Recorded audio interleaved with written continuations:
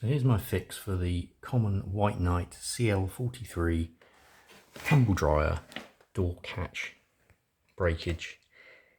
If you can just see inside there, the common fault is that the plastic tongue where the metal spring rests against bends and snaps.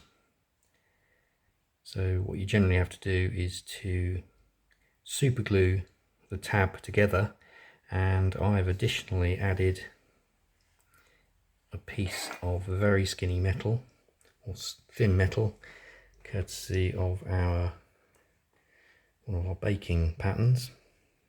Simply cut it out with a pair of pin snips and super glue it onto,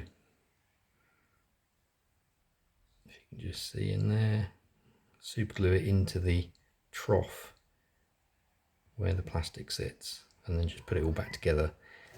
It's pretty fiddly, but it is possible.